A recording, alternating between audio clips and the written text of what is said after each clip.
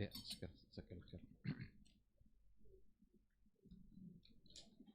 Bismillahirrahmanirrahim. Assalamualaikum warahmatullahi wabarakatuh. Innal hamdalillah nahmaduhu wa nasta'inuhu wa nastaghfiruh wa na'udzu billahi min syururi anfusina wa min sayyiati a'malina. May yahdihillahu fala mudhillalah wa may yudlilhu fala hadiyalah. Asyhadu an la ilaha illallah wahdahu la syarikalah wa asyhadu anna Muhammadan abduhu wa rasuluhu la nabiyya wa la rasula ba'dah. Ikhwati fillah ma'asyiral hadirin wal hadirat rahimani Allahu wa iyyakum. Kembali kita bersyukur pada Allah Subhanahu wa taala. Alhamdulillah pada maghrib ini kita kembali diizinkannya untuk bermajelis, untuk berbagi ilmu yang mudah-mudahan majelis ini bisa menjadi wasilah untuk mendapatkan kemuliaan kita di sisi Allah Azza wa Jalla. Kita berharap mudah-mudahan waktu-waktu yang kita miliki hendaknya selalu kita habiskan untuk hal-hal yang memberikan kebaikan bagi akhirat kita. Salah satunya adalah ketika kita duduk di majelis ilmu. Mudah-mudahan doa-doa baik dari malaikat Allah, bahkan dari makhluk-makhluk yang lain itu bisa kita dapatkan pada maghrib ini. Kita juga harus berselawat dan salam untuk Rasulullah Sallallahu Alaihi Wasallam. Allahumma salli ala Muhammad wa ala ali Muhammad. Mudah-mudahan kita adalah umatnya yang senantiasa rindu ingin jumpa dengan beliau, merindukan untuk ketemu dengan Rasulullah Sallallahu Alaihi Wasallam. Itu harus ada di hati kita. Bahkan nanti di akhirat ada orang-orang yang akan dituangkan minuman dari telaga Kautsar oleh Rasulullah Sallallahu Alaihi Wasallam, yang mudah-mudahan kita adalah orangnya. Ada pula sebahagian yang akan diusir dari telaga itu karena ternyata mereka sudah merubah-rubah sunnah Rasul dan sudah jauh meninggalkan sunnah Rasulullah Sallallahu Alaihi Wasallam. Mudah-mudahan syafaat beliau juga bisa kita dapatkan di akhirat kelak. Amin amin ya rabbal alamin. Ikhwati fillah, ma'asyiral hadirin wal hadirat rahimani Allah wa iyyakum. Kembali pada maghrib ini kita akan melanjutkan kajian Maqasidus Syariah fi Ahkamil Usrah. Maqasidus Syariah yang ada di balik hukum-hukum keluarga.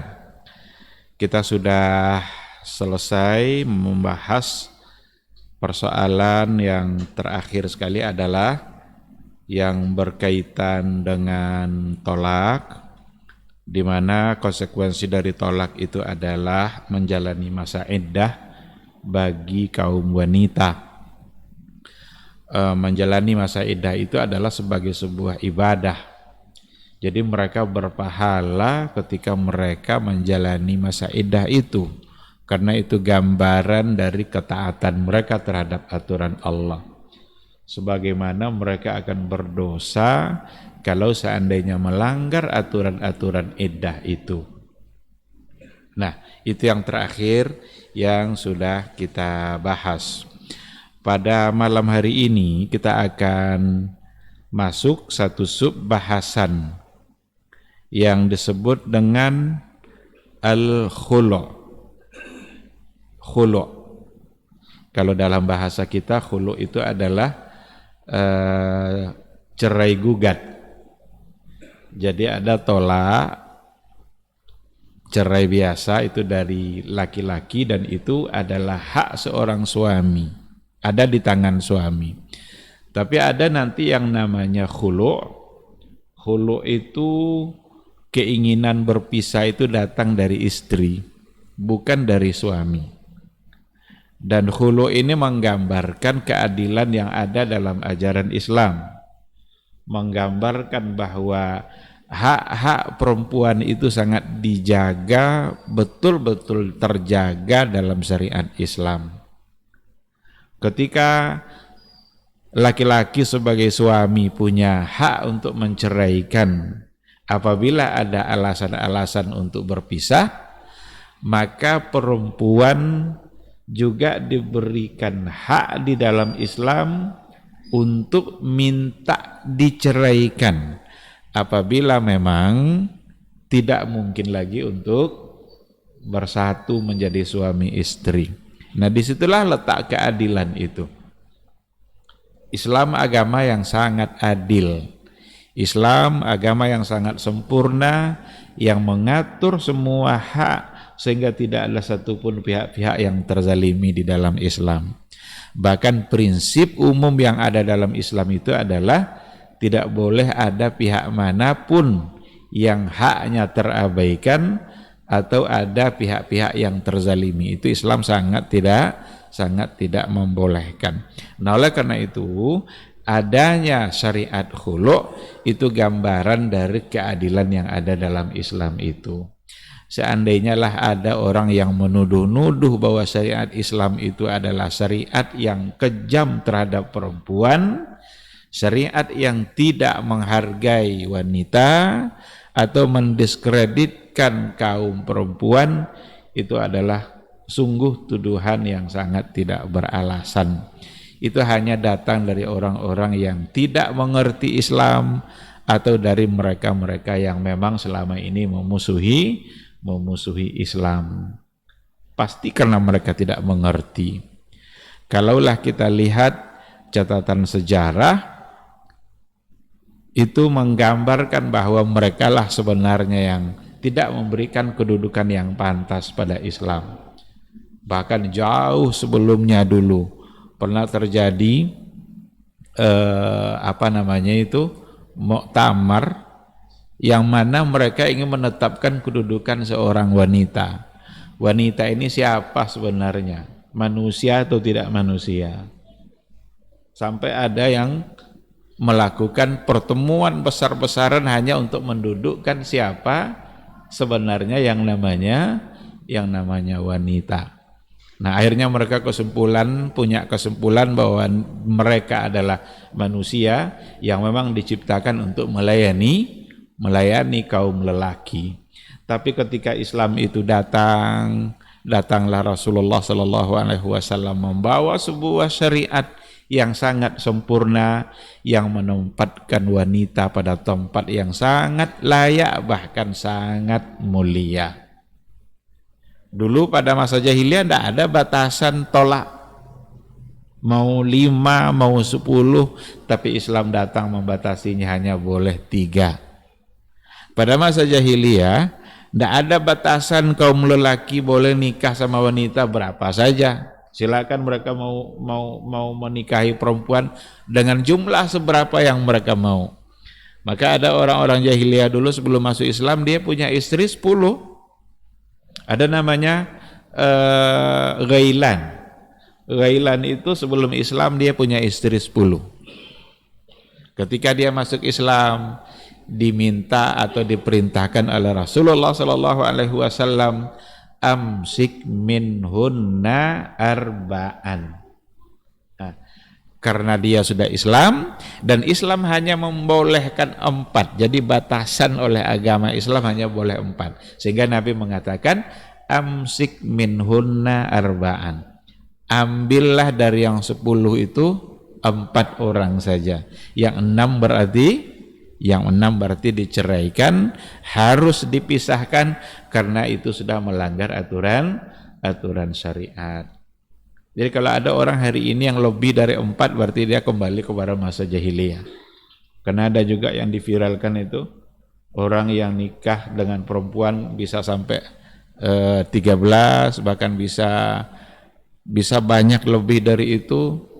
Bahkan dia juga orang-orang yang dianggap sebagai kiai dan lain sebagainya, itu jelas perbuatan yang salah, sangat salah, dan itu menyimpang, pasti menyimpangnya. Kenapa demikian? Ada ayat yang jelas-jelas memberikan batasan bahwa kebolehannya hanya pada angka atau jumlah 4. Kalau lebih dari itu berarti pasti melanggar. Ikhwati fillah, jadi judul kita pada malam hari ini adalah khulu', Salah satu dari cara untuk memisahkan antara suami dengan istri ketika sudah tidak memungkinkan lagi untuk bersatu, maka salah satunya adalah khulu' selain daripada tolak. Nah, maka tolak sekali lagi ada di tangan suami, sedangkan khulu' ada dari pihak istri. Istri yang memulai untuk berpisah, meskipun nanti yang mengucapkan lafaz cerai itu tetap adalah suami, karena tidak akan ada saatnya di mana istri bisa menceraikan. Dia hanya minta diceraikan. Kalaulah dibolehkan istri menceraikan, ini dulu sudah pernah kita bahas juga, mungkin akan semakin kacau rumah tangga, karena istri suka bermain perasaan, salah sedikit aja jangan-jangan dia menceraikan. Tetapi Allah adalah hakim, Allah penuh kebijaksanaan. Semua hukum yang ditetapkan oleh Allah itu adalah karena berdasarkan pertimbangan kemaslahatan, bukan di situ kemaslahatannya. Sehingga berpisah tidak boleh ada di tangan istri, tetapi untuk minta dipisahkan itu bisa. Kenapa bisa? Karena siapa tahu si istri ini tidak lagi merasakan ketenangan dalam kehidupan rumah tangga. Yang diharapkan dalam kehidupan rumah tangga apa?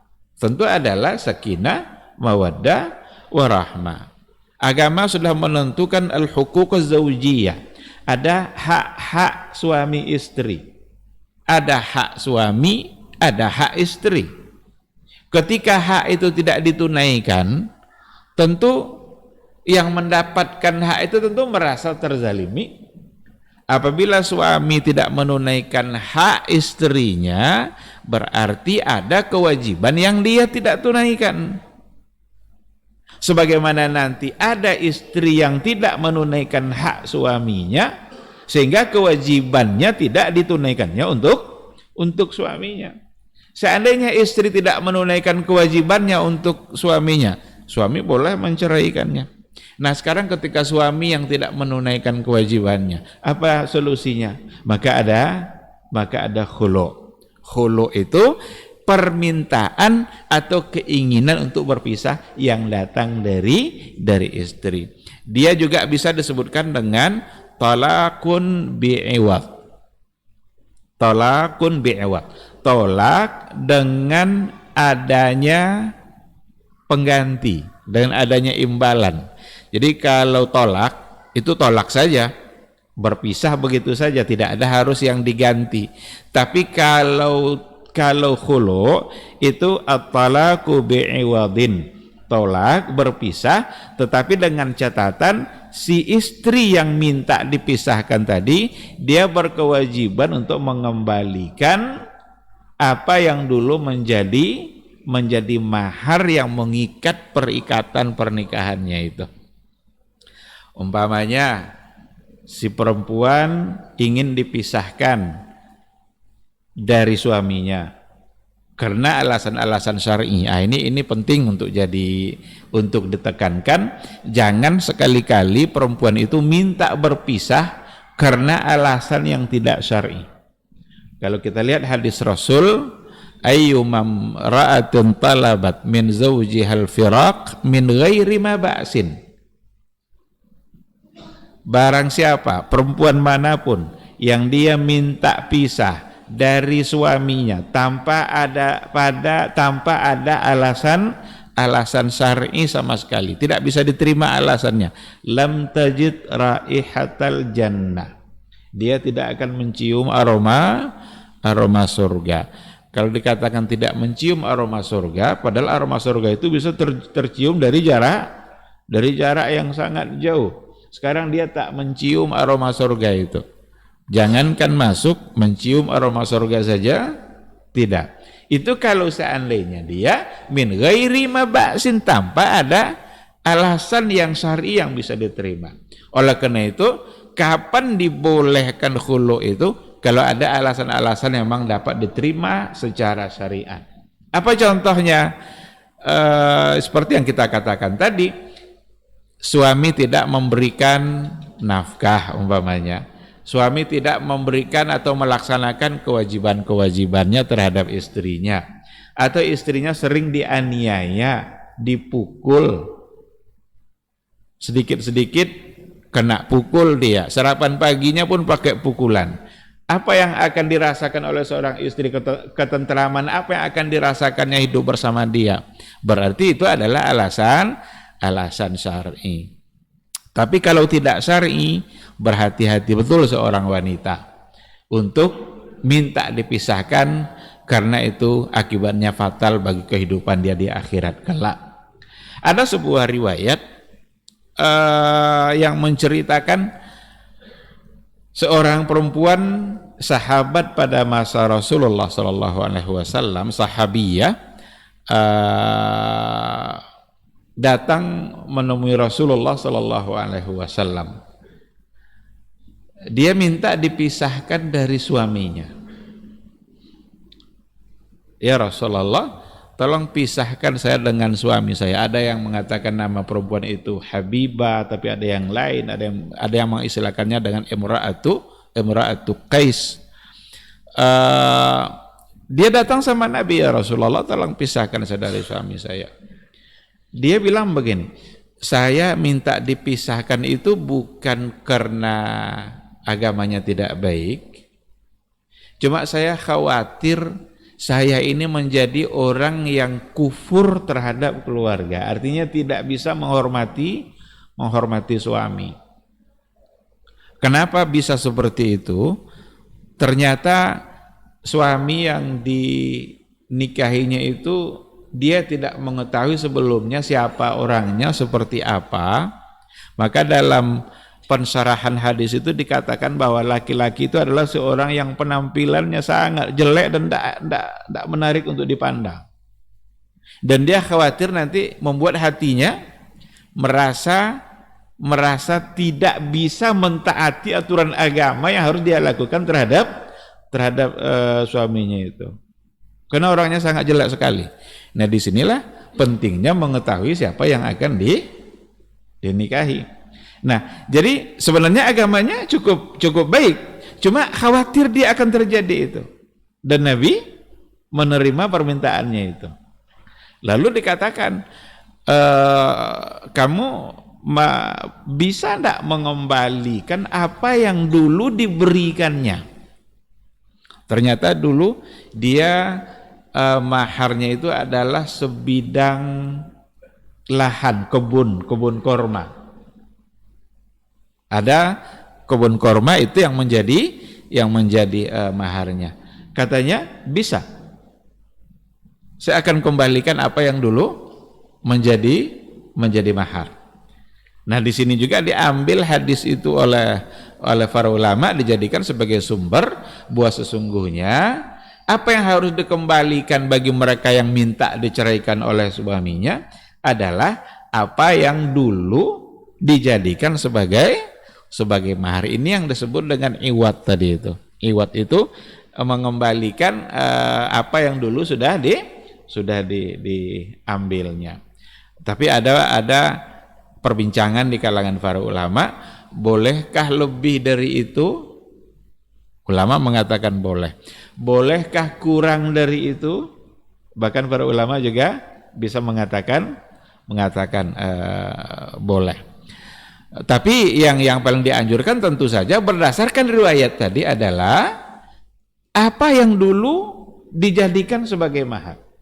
Kalau seandainya sudah tidak ada, berarti yang seharga dengan itu.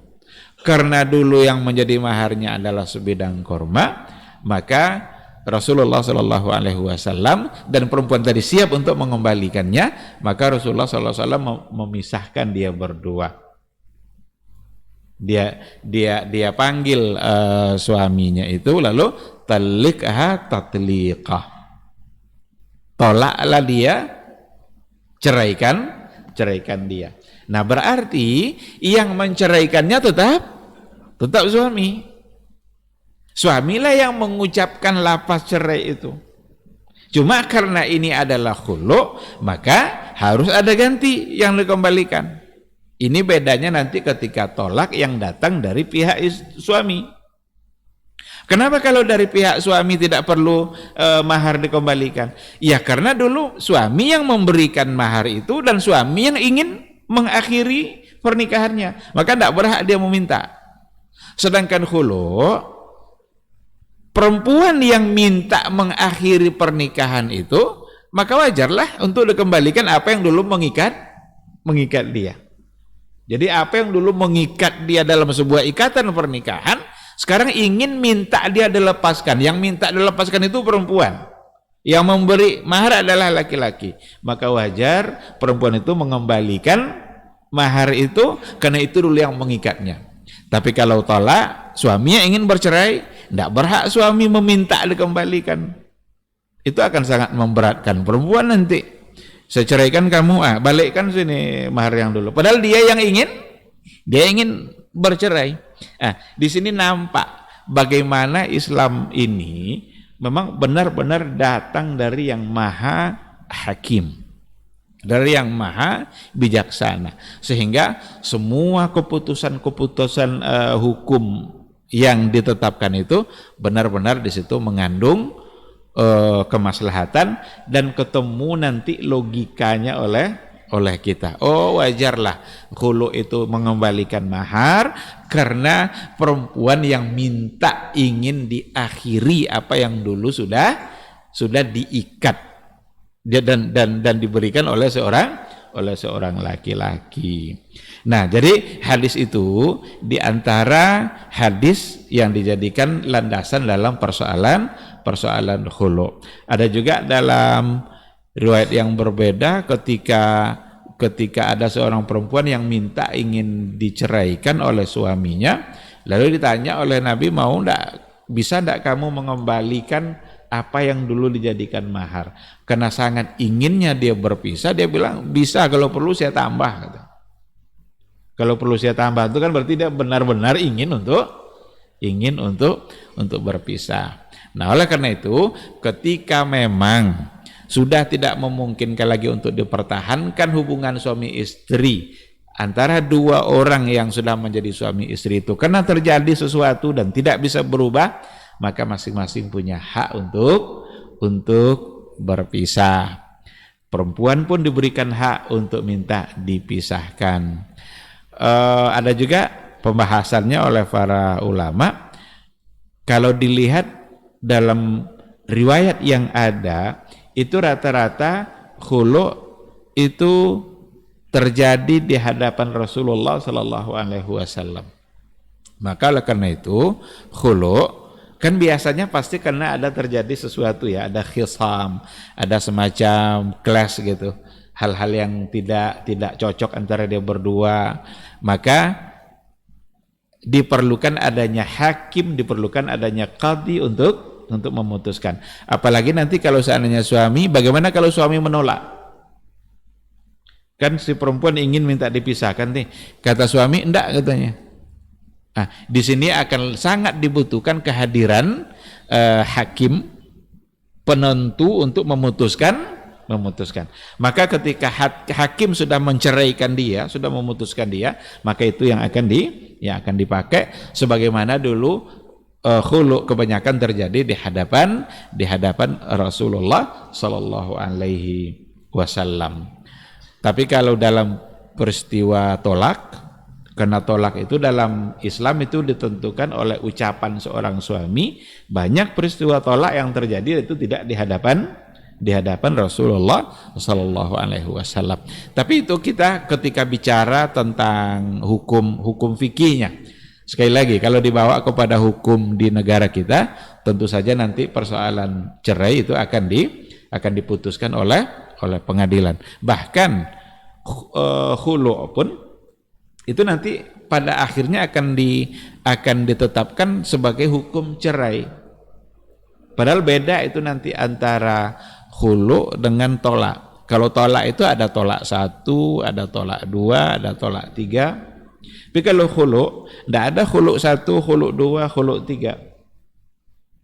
Karena yang sudah diceraikan berdasarkan khulu, ini dalam hukum fikihnya, kalau khulu itu dan mereka sudah dipisahkan, maka seperempuan tadi berada dalam tolak bain. Bahkan iddahnya adalah satu kali suci, haidah. Iddahnya adalah haidah. Begitu dikatakan dinukil dari banyak sahabat. Maka dikatakan iddatul mukhtali'a hiya haidatun wahidah li thubuti dzalika an katsirin minas sahabah. Bahwa sesungguhnya iddahnya perempuan yang dikhulu itu adalah haidatun wahidah, satu kali haid, li thubuti dzalika an katsirin minas sahabah, karena begitu yang banyak dinukil dari para sahabat Rasulullah sallallahu alaihi wasallam. Apakah boleh mereka untuk kembali lagi? Karena tadi adalah sudah tolak bain, nanti kalau sudah habis masa iddahnya itu boleh, akan tetapi harus dengan akad dan harus dengan mahar yang baru. Itu pun kalau seandainya yang perempuan siap lagi untuk menerimanya. Kan yang meminta cerai siapa? Kan perempuan. Berarti menunggu kesiapan dia untuk kembali menjadi istri. Tapi kalau ingin juga, maka itu dikatakan al-khul'u talaqun ba'in. Khulu itu statusnya sama dengan tolak bain. Wala yuraji'uha az-zawju illa ba'da muwafaqatiha. Tidak boleh dirujuk kembali oleh suaminya kecuali ba'da muwafaqatiha, setelah persetujuan si perempuan itu. Wa bi'aqdin wa mahrin jadidaini, dan dengan akad dan dengan mahar yang baru. Jadi harus ada akadnya lagi, harus juga ada maharnya. Dulu kan mahar sudah dikembalikan, berarti benar-benar tidak ada lagi hubungan apa-apa dengan antara dia berdua, sehingga mahar pun sudah dikembalikan. Apa yang dulu mengikat dia sekarang sudah dikembalikan, maka statusnya adalah sama dengan tolak bain. Dibahas juga oleh para ulama, idza ikhtalafa zawjani fi aslil khulu aw fi miqdari iwadhihi wa naw'ihi. Kalau seandainya mereka berbeda di dalam menentukan berapakah dulu jumlah maharnya itu, berapa yang harus dikembalikan. Kata suami jumlahnya 5 juta umpamanya, kata istri 7 juta. Kalau suami kan inginnya lebih banyak kan, karena uang itu kembali untuk dia. Istri tentu inginnya apa yang tidak berat bagi dia. Seandainya terjadi perselisihan seperti itu, fal qawlu lil mar'ah, maka yang dipegang dalam perselisihannya itu adalah pendapat atau apa yang dikatakan oleh perempuan. Madama zawju la yamliku bayyinah, selama yang laki-laki itu tidak memiliki bukti. Nah, selama dia tidak memiliki bukti, kayak terjadi yang seperti yang dicontohkan tadi, kata suami, kan dulu maharnya 7 juta, ayo balikkan 7 juta sini. Kata istri, enggak, bukan 7 juta, cuma 5 juta. Maka yang dipakai adalah kata istri, kecuali jika ada bukti. Rupanya tertulis jumlah mahar itu di kartu nikah umpamanya. Ini buktinya, kata suami. Kalau sudah ada bukti, maka bukti itu yang akan dipegang. Sehingga bukti itu akan menjadi kuat, dan yang dibenarkan adalah pandangan dia yang punya bukti. Dikatakan juga, yajuzu ayyakunal iwadu fil khulu' ma akhazatil mar'atu min mahrin aw aqal aw aktsar hasabal ittifaq. Bahkan dikatakan hampir disepakati ya, boleh untuk dijadikan iwat itu sebagai pengganti yang diserahkan tadi, apa yang telah diambil oleh perempuan, baik dari maharnya itu secara langsung, apa yang dulu jadi mahar, tapi kan kadang-kadang mahar itu bisa saja sudah tidak ada. Apalagi kalau maharnya seperangkat seperangkat alat sholat. Mungkin sudah robek, sudah warna juga sudah tidak warna aslinya lagi, tidak mungkin itu yang dikembalikan. Atau sama sekali sudah tidak ada, mungkin sudah dijual. Bisa tidak dijual? Boleh aja. Kalau seandainya wanita itu ingin menjual apa yang dulu dijadikan mahar, karena itu murni menjadi milik dia. Sebab di antara harta yang murni milik perempuan, kan ada harta yang murni milik perempuan, itu diantaranya adalah mahar.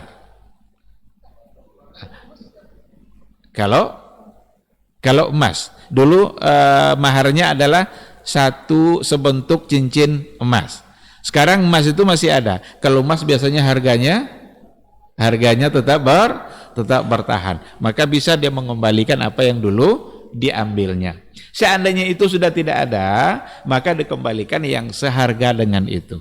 Nah, boleh yang seperti itu, au aqal au akthar. Atau kalau seandainya mungkin agak lebih kurang atau lebih banyak. Dikatakan hasabal ittifaq.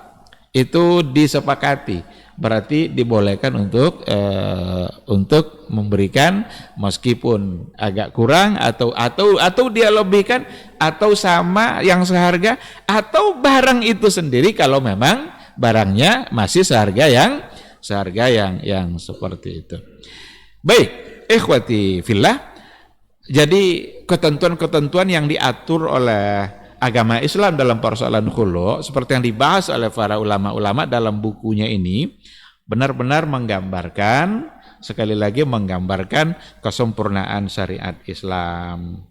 Adapun dalam Al-Qur'anul Karim yang biasa dijadikan alasan dalam persoalan ini adalah wala yahillu lakum an ta'khudhu mimma ataitumuhunna syai'a.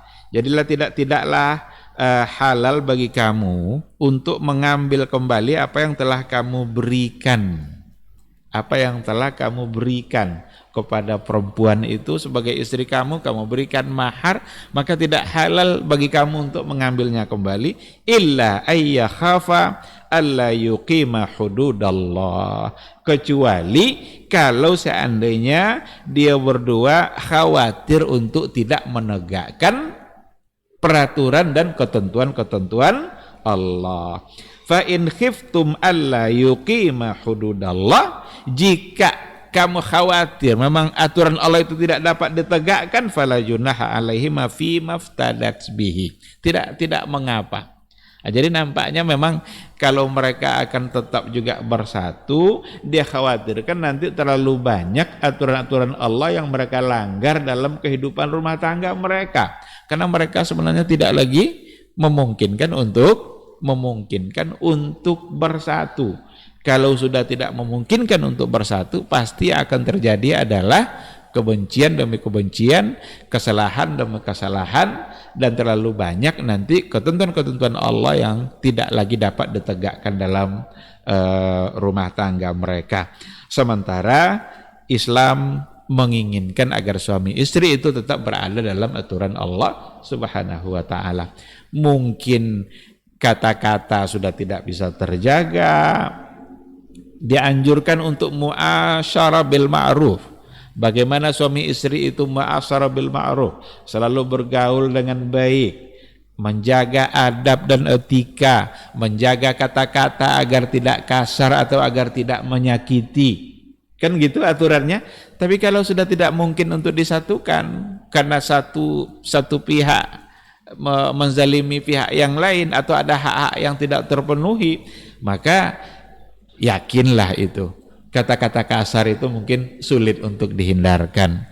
Etika dalam bergaul mungkin sudah tidak lagi akan dapat terpenuhi, dan semua itu adalah bentuk-bentuk pelanggaran terhadap aturan Allah Subhanahu wa ta'ala. Daripada mereka berada dalam atap yang membuat mereka kepanasan terus, maka tidak mengapa kamu terima kembali apa yang dulu menjadi mahar, maka dibolehkan. Padahal ayatnya awalnya mengatakan la yahillu lakum an ta'khudhu mimma atitumuhunna syai'a. Jadi tidak halal bagi kamu untuk mengambil apa yang telah kamu berikan. Maka si suami tidak punya hak untuk menggunakan atau menggunakan yang bukan harta dia, karena mahar adalah murni milik istri. Kapan baru boleh? Kalau seandainya istri sudah mengizinkan, maka itu menjadi boleh. Baik, ikhwati fillah, ini gambaran dari persoalan khulu yang ada di dalam ilmu fikih atau dalam perspektif fikih Islam. Yang tadi dikatakan bahwa sedikit agak berbeda nanti dengan perspektif KHI, kompilasi hukum Islam yang ada, yang dipakai di pengadilan kita. Karena khulu pada akhirnya nanti ketika dihukumkan bercerai oleh pengadilan, itu biasanya tetap dianggap sebagai tolak satu, karena dia cerai gugat. Ya, ada cerai biasa, ada cerai gugat. Wallahu a'lam apa memang seperti itu. Mungkin perlu kita tanya lagi orang yang memang praktisi di bagian itu. Sekarang kita lihat apa maqasidul khulu. Apa tujuannya khulu itu ditetapkan sebagai sebuah syariat oleh Allah Subhanahu wa taala. Bahkan tadi kita sudah lihat ada ayatnya, bahkan juga ada hadis-hadis yang menceritakan bahwa khulu itu pernah terjadi pada masa Rasulullah sallallahu alaihi wasallam. Yang pertama sekali, tasyri'ul khulu huwa fil maqamil awal. Jadi maqasid yang pertama dalam khulu itu, yang berada pada posisi pertama sebagai maqasidnya adalah li'izalatid darari aniz zaujah. Izalatud darar, untuk menghilangkan darar. Darar itu kemudaratan, kesulitan, kepayahan aniz zaujah, dari istri. Jadi khulu ini maqasid pertamanya adalah membela hak istri, karena istri yang merasakan hal-hal yang tidak diinginkan dalam kehidupan rumah tangga dia pula yang mengajukan agar dipisahkan. Maka fil maqamil awal, pada posisi pertama tasyri'nya khulu itu adalah untuk menjaga hak-hak seorang perempuan agar tidak mengalami hal-hal yang bersifat kemudaratan dalam kehidupannya, bisa babi baqa'in nikahi bainaha wa baina zaujiha, disebabkan oleh pernikahan antara dia dengan suaminya. Jadi agar doror itu tidak berlangsung terus dalam kehidupan seorang perempuan, ya berarti harus dipisahkan. Karena kalau tidak nanti tidak pun mau suami untuk memisahkannya, nanti qadhi, hakim akan mengambil hukum, akan mengambil keputusan hukum. Karena nanti kalau diikutkan tidaknya suami, otomatis nanti istri akan tetap saja teraniaya. Oh, karena suami kamu tidak mau menceraikannya, berarti tidak boleh cerai. Ini nanti berarti istri akan tetap merasakan hal-hal yang tidak baik dalam kehidupannya. Maka boleh nanti hakim itu mengambil satu keputusan untuk membela kepentingan perempuan tadi. Nampak enggak oleh kita itu betapa Islam itu benar-benar menempatkan perempuan pada posisi yang mulia, yang dia tidak boleh diabaikan hak-haknya, tapi harus dibela. Auli adami qiyamihi bihuquqiha, atau dikarenakan oleh dia tidak menunaikan atau tidak melaksanakan, tidak memberikan apa yang menjadi hak bagi wanita. Itu pada poin yang pertama, maqasid al-khulu. Pada poin yang kedua dikatakan summa huwa fil maqamis tsani. Pada Posisi yang kedua, barulah khulu itu limaslahati zauji wa daf'id darari anhu. Untuk menjaga kemaslahatan suami, wa daf'id darari anhu, untuk menolak kemudaratan pula dari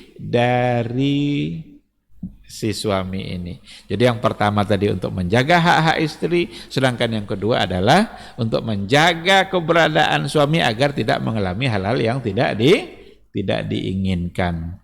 Kan perempuan itu kan kadang habis juga kesabarannya kan. Kalau seandainya tetap dia menjadi suaminya, jangan-jangan dia melakukan sesuatu di luar dugaan si suami, dan itu mungkin akan menyebabkan si suami teraniaya atau tersakiti. Berapa banyak kita dengar dan kita baca itu kisah-kisah atau peristiwa keluarga yang terjadi, sikap istri terhadap suaminya yang sudah di luar batas. Nah, agama juga berupaya untuk menghindarkan itu. Meskipun dikatakan laki-laki itu kan dia kuat, dia begini. Perempuan sekarang banyak yang kuat-kuat, bahkan kuat dari suami. Jangan dikira nanti perempuan tidak bisa bertindak. Kalau sudah habis kesabarannya pada puncaknya, dia akan bisa bertindak dan hal-hal yang tidak diinginkan. Nah, jadi limaslahati zauji wa daf'id darari anhu wa innama ju'ilat maslahatu zauji fil maqami tsani. Kenapa lebih didahulukan istri daripada suami pada khulu ini? Menjaga kemaslahatan istri baru pada suami. Ya, karena memang seperti tadi, karena si suami sendiri dia sudah punya hak. Kalau seandainya suami yang mengalami hal-hal yang tidak baik dalam kehidupan rumah tangganya yang datang dari istri, dia kan sudah punya hak untuk mentolaknya, untuk menceraikannya. Nah, sehingga pada persoalan khulu dia berada pada posisi yang kedua. Kemaslahatan dia itu ada pada posisi yang kedua, karena yang pertama sekali yang ingin dijaga adalah kemaslahatan si perempuan sebagai seorang istri. Ikhwati fillah, itu ada pada poin yang kedua. Sedangkan pada poin yang ketiga, tasyri'ul khulu itu huwa litawaqqi min ta'addi hududillah allati haddaha lizaujaini min husnil mu'asyarah. Bahwa sesungguhnya disyariatkan khulu itu adalah litawaqqi min ta'addi hududillah, untuk menjaga kedua belah pihak. Menjaga dari mana? Dari apa? Dia dijaga agar mereka tidak terlalu jauh menentang ketentuan-ketentuan Allah allati haddaha lizaujain, yang sudah ditetapkan ketentuan itu oleh Allah bagi suami istri. Nah, ini kan kalau kita bicara nanti pada hukukuz zaujain itu ada nanti hak suami, ada hak istri, ada hak mustarak. Ada hak yang nanti sesama mereka berserikat, ada pada kedua belah pihak, di mana diantaranya adalah husnul mu'asyarah. Husnul mu'asyarah seperti yang kita katakan tadi, bagaimana bergaul secara baik. Yang diminta untuk bergaul secara baik itu bukan hanya suami kepada istri, tapi juga istri kepada suami, di mana antara keduanya harus ada husnul mu'asyarah. Tapi ada nanti yang menjadi hak suami, hanya hak suami, ada pula yang menjadi hak istri. Contoh, kalau yang menjadi hak istri seperti nafkah. Pertama mahar, yang kedua adalah nafkah. Nah, nafkah ini kan murni menjadi hak istri dan kewajiban suami. Maka tidak ada kewajiban istri dalam persoalan nafkah, karena nafkah adalah kewajiban suami. Dan ternyata ini juga luar biasa hikmahnya. Ketaatan itu akan bisa sempurna dari seorang istri kepada suaminya, karena taat itu nanti menjadi hak suami. Jadi hak istri tadi mahar, nafkah, tapi hak suami apa? At-ta'ah, ketaatan. Taat itu, taat dari seorang perempuan akan benar-benar bisa didapat ketika nafkah benar-benar ditanggung oleh suami. Tapi kalau sudah nafkah ditanggung oleh istri, bukan oleh suami, sulit untuk mendapatkan ketaatan. Kalau suami memerintah, jangan coba-coba, tidak saya kasih makan nanti, kata suami. Gimana coba? Karena nafkah dari istri. Maka Islam menetapkan nafkah itu kewajiban suami, bukan kewajiban istri. Agar ketaatan itu benar-benar bisa diberikan. Nah, itu secara hukum umumnya. Tapi di sini bukan berarti nanti si istri tidak boleh ikut untuk mencari nafkah. Apa yang diberikan oleh istri nanti dalam artian nafkah tadi bukan sebagai sebuah kewajiban. Itu sebagai sebuah sebuah ibadah di mana istri bisa mendapatkan pahala. Jadi boleh dia punya andil, tetapi bukan menjadi kewajiban dia. Hanya sifatnya membantu. Maka dulu dalam catatan sejarah para sahabat juga bisa kita temukan ada di antara sahabat perempuan yang ikut berkebun, ikut berbuat sesuatu. Boleh, tetapi bukan menjadi kewajibannya. Sebab kewajiban nafkah itu ada di tangan suami. Baik, ikhwati fillah, karena waktu Isya sudah masuk, kita harus jawab dulu suara azan. Majtama'a qaumun fi baitin min buyutillah yatluna kitaballah wa yatadarasunahu fima bainahum illa nazalat alaihimus sakinah wa ghashiyatuhumur rahmah wa haffat bihimul malaikah wa dzakarahumullahu fiman indah. Tidaklah suatu kaum duduk di salah satu rumah Allah membaca ayat-ayat Allah dan sama-sama mempelajarinya, kecuali turun kepada mereka as-sakinah, ketentraman dan kenyamanan. Wa ghasyiyatuhumur rahmah, dan mereka diliputi pula oleh rahmat, kasih sayang dari Allah Subhanahu wa taala. Wa haffat bihimul malaikah, dan mereka pun dikelilingi oleh para malaikat, karena malaikat suka majelis-majelis zikir dan ilmu. Wa dzakarahumullahu fiman indah, dan Allah akan banggakan sebut-sebut mereka di kalangan malaikat-malaikat yang ada di sisinya, di masyarakat atas. Mudah-mudahan kita termasuk yang sering disebut-sebut di sisi Allah, di kalangan para malaikat. Dan di akhir majelis ini mudah-mudahan kita pula mendapatkan seperti yang tersebut dalam hadis qudsi, qumu maghfuran lakum, silahkan berangkat meninggalkan majelis ini dalam keadaan diampuni dosa-dosa kalian.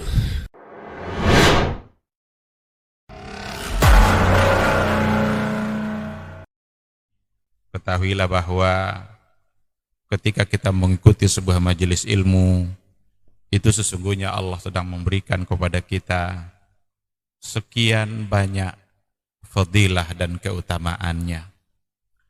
Karena sungguh sangat mulia orang-orang yang berada di majelis ilmu. Orang-orang yang berada di majelis ilmu adalah orang-orang yang akan dimudahkan baginya jalan menuju surga Allah. Dalam hadis dikatakan oleh Rasulullah sallallahu alaihi wasallam, "Man salaka tariqan yaltamisu fihi ilman, sahalallahu lahu tariqan ilal jannah."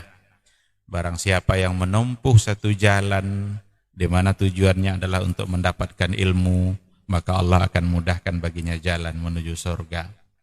Surga itu perlu iman, dan mendapatkan surga itu perlu ilmu. Maka di majelis ilmulah kita bisa menumbuhkan iman kita, dan di majelis ilmulah kita bisa mendapatkan ilmu pengetahuan. Maka sering-seringlah menghadiri majelis yang bisa menambah iman kita dan juga bisa menambah ilmu, agar surga Allah itu benar-benar semakin dekat dengan kita bersama.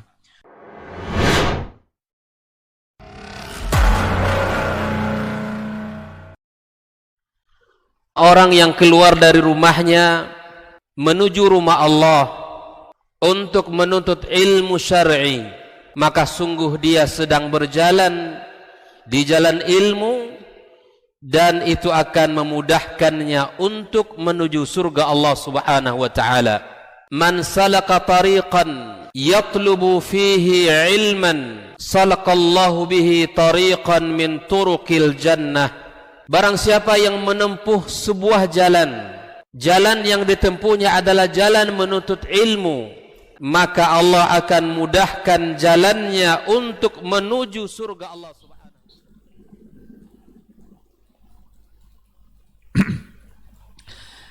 Bismillahirrahmanirrahim. Alhamdulillah wassalatu wassalamu ala Rasulillah wa ala alihi wa sahbihi wa mawalah. Ikhwati fillah, ma'asyiral hadirin wal hadirat, rahimani Allah wa iyyakum. Tadi kita sudah sampai pada poin yang ketiga, di mana disyariatkan khulu itu adalah untuk menjaga kedua belah pihak agar mereka tidak semakin jauh dalam melanggar aturan-aturan Allah Subhanahu wa taala, seperti muasyarah secara baik, bergaul secara baik, bahkan nanti juga bisa terkait dengan bagaimana urusannya dengan tarbiyatul aulad yang sudah akan tidak keru-karuan lagi. Itu akan berpengaruh nanti pada kehidupan dan pada kejiwaan anak-anak mereka. Kalau seandainya antara ayah dan ibunya bertengkar terus, tidak bisa lagi bersatu, ya otomatis memang dipisahkan, itulah solusinya. Dan begitulah Islam mengatur agar mereka tetap bisa dalam kebaikan, setidaknya tidak semakin jauh dari aturan-aturan Allah Subhanahu wa ta'ala. Begitulah disebutkan dalam buku ini Maqasidul Khulu' pada 3 poin tadi. Poin yang pertama itu ada untuk menjaga kemaslahatan istri yang lebih utama, sedangkan yang berikutnya juga menjaga kemaslahatan suami, sedangkan yang poin yang ketiganya kemaslahatan dia berdua agar tidak semakin jauh menentang aturan-aturan Allah yang sudah diatur oleh agama terkait dengan hak-hak dan kewajiban antara suami dan istri. Ikhwati fillah, barangkali kalau ada pertanyaan silahkan, tapi kita awali dulu dengan satu pertanyaan yang tertulis. Bagaimana kalau seandainya sudah berpisah 20 tahun tapi tidak ada kata tolak dari suami atau khulu dari istri? Ini luar biasa sabarnya ini. Kalau benar-benar ada yang seperti itu 20 tahun tidak ada kata tolak dan tidak ada pula kata khulu, benar-benar sabar ini. Mungkin ada sebabnya. Kalau seandainya memang tidak ada kata tolak dan tidak ada khulu, maka mereka tidak bisa disebut sebagai bercerai. Ini hukum asalnya nih. Kalau tidak ada kata tolak dari suaminya, kalau dulu dia berangkat sambil marah-marah, mungkin ada kata yang terucap tuh, mungkin ada indikasi. Tapi di sini kan tidak ada disebutkan. Yang jelas mereka sudah berpisah. Barangkali ini bisa dimasukkan kepada hukum walaupun tidak persis nanti ya, ada namanya mafqud. Jadi ada yang dibahas dalam kitab fikih itu persoalan mafqud. Mafqud itu suami yang menghilang tak pulang-pulang. Apa ceritanya? Apakah langsung dihukumkan bercerai atau tidak? Dia sudah menghilang. Ini terjadi pada masa Umar bin Khattab. Dan jangan langsung dihukumkan cerai, karena umpamanya sudah 2-3 tahun dia tidak pulang-pulang, tidak pula ada kabarnya. Tiba-tiba si perempuan ini dilamar oleh orang lain, diterimanya pula lamaran itu. Nanti nikah dia, pas selesai nikah jangan-jangan suaminya pulang. Dan itu terjadi. Pernah terjadi yang seperti itu. Karena pernah ditanyakan kepada saya. Jadi 3-4 tahun mungkin masih dikit kan. Dalam pertanyaan ini 20 tahun nih. 20 tahun. Tapi pada masa Umar bin Khattab itu pernah terjadi satu kasus seorang perempuan yang mengadu kepada Umar. Umar bin Khattab didatangi oleh seorang perempuan, dia bilang suaminya menghilang. Sudah lama tak pulang-pulang. Apa yang harus dia lakukan? Umar tidak langsung menghukumkannya sebagai dia sudah wafat atau dia bercerai. Umar tidak menghukumkan seperti itu. Tapi dalam riwayat itu dikatakan bahwa Umar meminta dia menunggu 4 tahun. Tunggu 4 tahun. Nggak tahu apa alasan Umar menunggu 4 tahun itu, tapi diperintahkannya menunggu 4 tahun. Ini riwayat bisa kita baca dalam kitab fikihnya Wahbah Zuhaili ketika ya bicara tentang mafqud itu. Itu ada riwayat itu. Setelah 4 tahun, memang ditunggunya 4 tahun itu, karena yang nyuruh adalah Khalifah, Amirul Mukminin. 4 tahun berikutnya dia datang lagi. Ya Amirul Mukminin, dah 4 tahun saya tunggu sesuai dengan perintah kamu, sampai sekarang suami saya juga belum pulang, tetap menghilang. Ketika itulah dihukumkan oleh Umar bin Khattab, suaminya meninggal. Dihukumkan meninggal dan diminta perempuan itu mulai hari itu menjalani iddah meninggal. Tidak pula langsung boleh itu, tunggu dulu iddah meninggal. Iddah meninggal kan 4 bulan 10 hari. Setelah 4 bulan 10 hari, maka setelah itulah dia boleh untuk dinikahi lagi sama laki-laki yang lain. Nah, oleh karena itu dalam pertanyaan ini ketika sudah sampai 20 tahun, seandainya si istri mungkin tidak merasa betah lagi selama itu sudah ditinggalkan, maka solusinya adalah boleh dia mengadu kepada pengadilan untuk mengambil keputusan. Dan dia bisa meminta diceraikan dari suaminya. Itu bisa nanti berlaku hukum khulu. Seandainya nanti diterima permintaannya itu, pengaduannya itu, lalu ketok palu, berarti itu sah secara agama, dihukumkan dia sebagai bercerai. Tapi kalau dia ingin tetap aja dalam keadaan seperti itu, ya sabar saja, tunggu saja, siapa tahu dia pulang. Tapi dia punya hak untuk melakukan apa yang tadi saya katakan. Datangi pengadilan, kemudian dia minta agar dia diceraikan. Seandainya dipisahkan oleh pengadilan, itu keputusan yang sah secara syar'i. Karena 20 tahun kan enggak masuk akal juga itu, 20 tahun sudah ditinggalkan begitu saja. Cuma tidak dijelaskan apakah ada nafkah-nafkah yang diberikan. Kalau nafkah batin pasti tidak kan, cuma mungkin nafkah dalam kehidupan keseharian entah ada atau tidak, wallahu a'lam.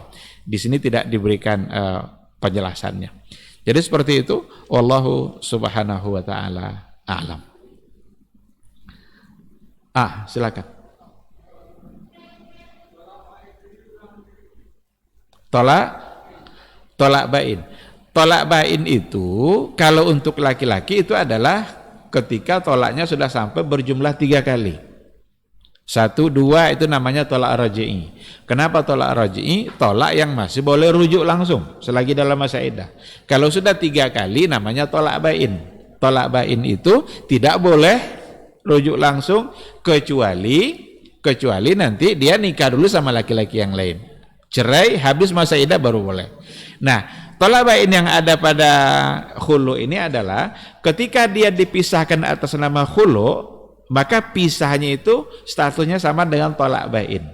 Dan iddahnya adalah haidatun wahidah. 1 kali haid. Boleh nanti dia kembali tapi dengan akad dan dengan mahar yang baru. Akad dan mahar. Akad berarti nikah.